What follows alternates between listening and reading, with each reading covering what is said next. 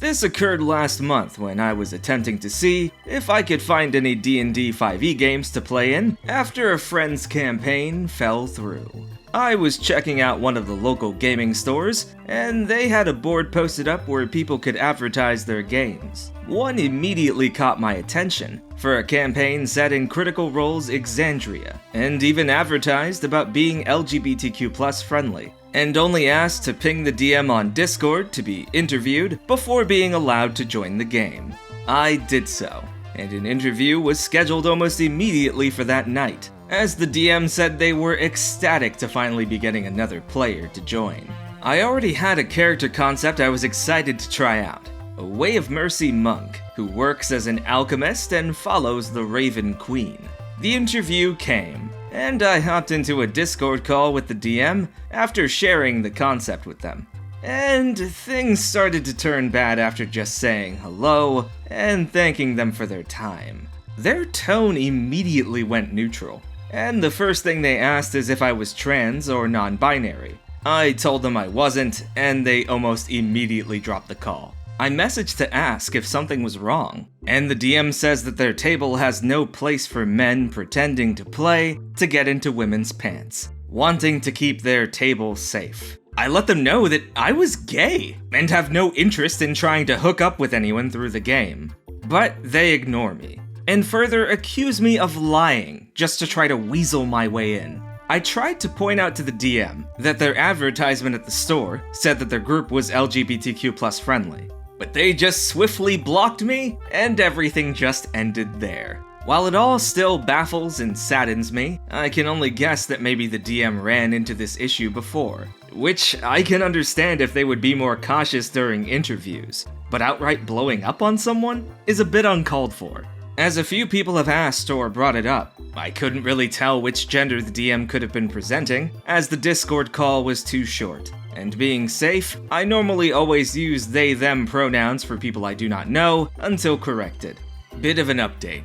I went back to the local game store today, since I play the Digimon trading card game with friends. The ad for their game was no longer on the board, and I spoke with the owner to let him know about my experience from that ad, and to let him know a bunch of people were concerned after I shared what happened. He will keep an eye out, as he agrees. Something isn't right, and he doesn't want that kind of negativity being associated with his store at all. I wanted to avoid giving this information to not give away where I may live. But to add context, I live in the southern US, more specifically Texas. Finding an LGBTQ+ friendly game for me is a must where I live. As most have already noted, this is to avoid homophobia and be free to be who I am and play how I want to play. And as somebody brought up, my local game store has an advertisement board because not everybody uses local Facebook groups to find or advertise games. Thank you for all the comments, upvotes, and kind words. I wish you all the best. Yeah. Flock that and flock this group. I don't know about the town you live in specifically, but I know for a fact that nerd culture gets particularly weird when it comes to being gay. And I take you completely at your word when you say it's hard to find a game where people don't treat you differently. You deserve better. And I hope that you find a group that is actually LGBT friendly, instead of gatekeeping bigots in allies' clothing. And if you thought this story was bad, unfortunately this next one might be even worse. Content warning for sexual assault of a player character. So, it's been a while since this happened, and I'm finally ready to share. For a bit of background, I, 17, female, have been playing Dungeons & Dragons for about 2 years now, primarily online because of the pandemic. This story takes place earlier this year, when I was 16. I had been playing with another group, but I didn't find it exciting anymore, and it no longer fit in with my schedule. That's when my boyfriend, 18, male, invited me to join a campaign in his group that he was DMing on the weekends. It had an interesting premise and fit my schedule, so I agreed. He ran a one-shot for me to meet the guys in the Discord server. There was only one other active girl in the server at the time. I met all the guys, except one, the subject of this story, and I liked them well enough. They were your typical weeb guys in their late teens, so they were annoying, but funny and still tolerable. My boyfriend had warned me about the guy that I didn't meet. From what he said, he was your stereotypical angsty that guy, so I was a bit on edge, but I still tried to have fun. My first session went well, and I ended up gelling with the guys pretty well. We have the Barbarian, the Blood Hunter, the Vampire, who owned the server, and the Rogue. Our that guy. I played a fighter that I was honestly really proud of. The only thing that I didn't like was that Rogue had this thing in the second session where he tried to start a player versus player conflict with me. It was, and still is, pretty common for the guys to do this, but I personally was not fond of it.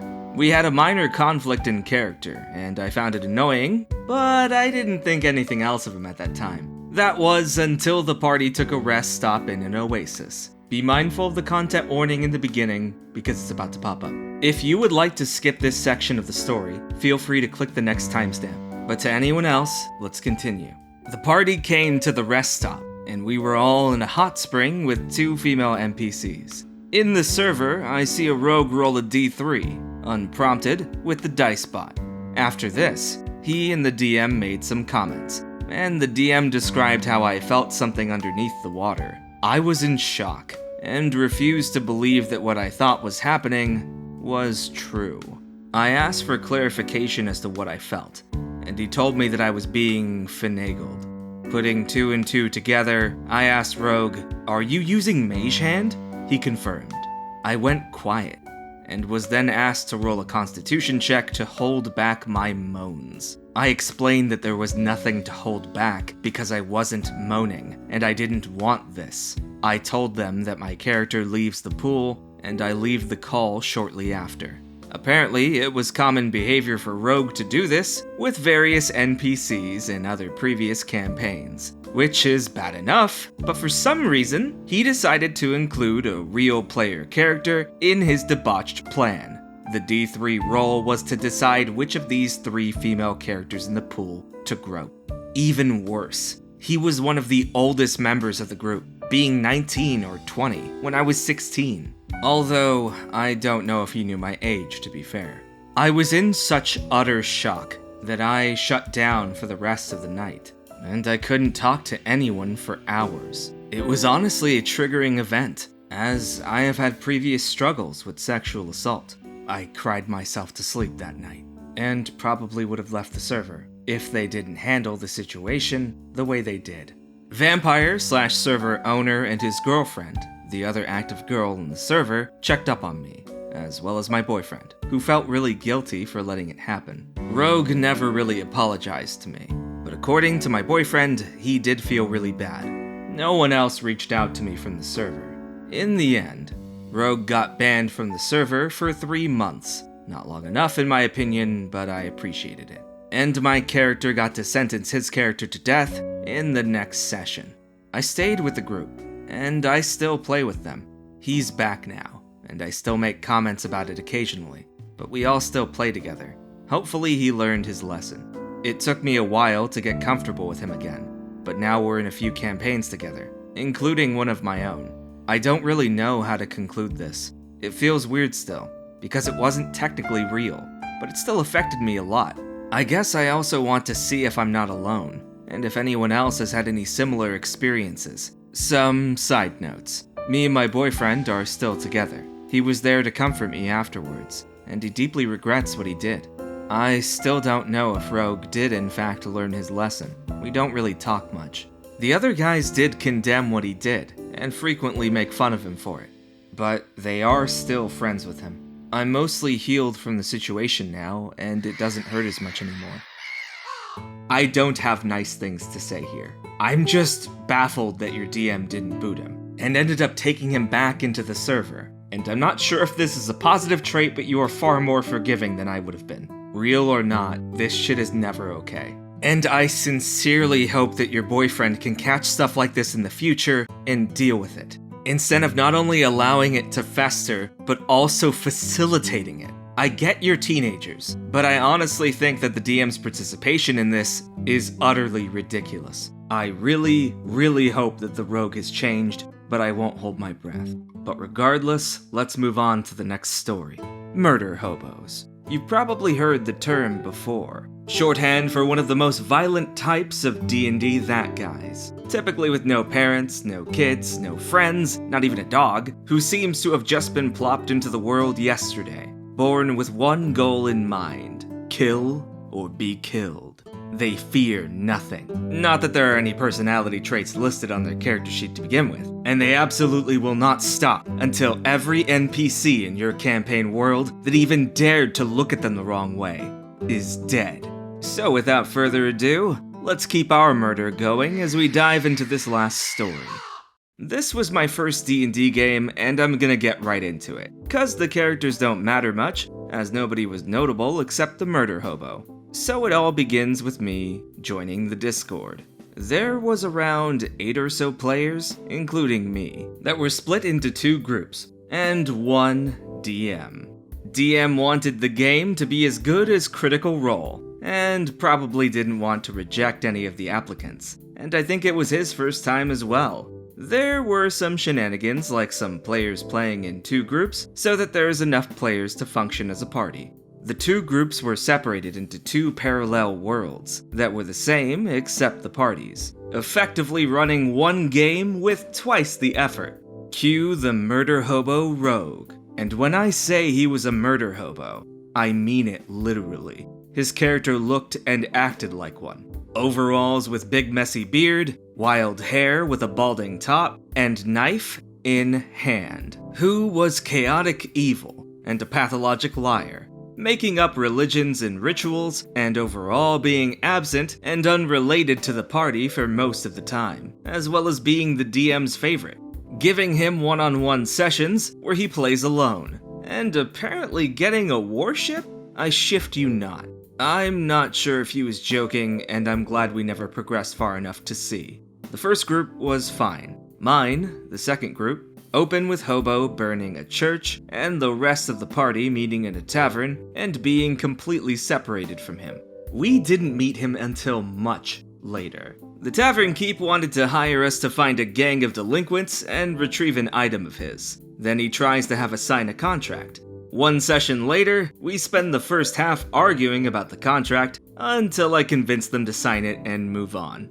Now, later we find the gang dead, in a pile with someone on top of it, wearing the gang leader's face. One very short and one-sided encounter later, and it is revealed that it was the hobo, who cucked us out of our first encounter and is subsequently arrested by the guards accompanying us. The next day, the guard captain visits us to talk about politics and how we could be hired. We go outside, and it's the fucking murder hobo again, who somehow managed to escape from prison after a one-on-one session. Tensions escalate fast, but I smooth things over, hoping that the guy can actually play with the party for once, saying I will keep watch over him. Thus, the group goes on a walk with the captain, with the hobo trailing behind, and me trailing behind further. The captain tries to hand one of us the bounty money, but the hobo steals the pouch and runs away. Another encounter later, ending with me blasting an alley with my breath weapon,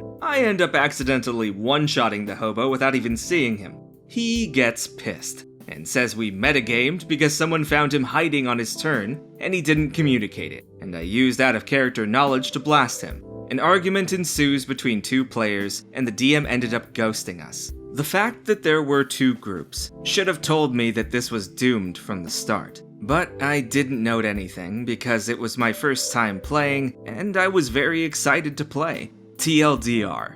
Doomed messy game that tried to include too many players ended up exploding after a spoiled player annoyed the rest of the party by stealing their stuff.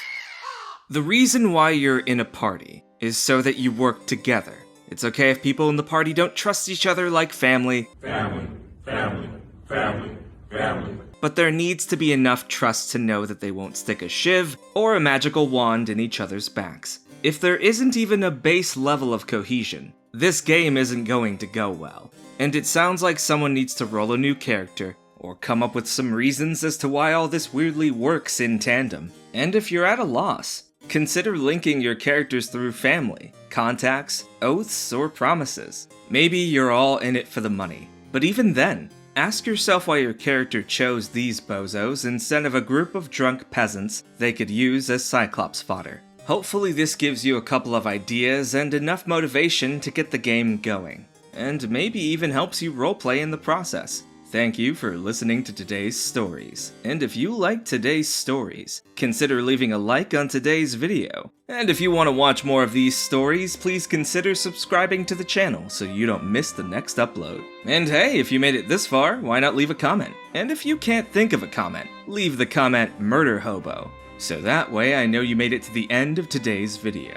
But if you want to support the channel even further, then please consider becoming a patron by following the link in the description. Patrons like Shar K, Kurito Kazuto, Critical Kunik, Evix, King Drazil, Christian Pip, Cosmosis, Rikus, Vincent, Haley Thompson, Zero Fang, and Netscape Navigator. But if you pledge more money, you could become a Baron of Beaks, like Jayvon Meighan, Jesse Schoedel, KuntosWeasel, MoetisMaou, Chunky Salsa, Tech Blog, Kurestor, Cardespawn, AModestPastry, Jester King, Gintahl, Lord Rende, Gibber-Woods, Wormy, Den of the Drake, McYeetly, and Onya. Dukes of Feathers, give more money over on Patreon to help my YouTube channel,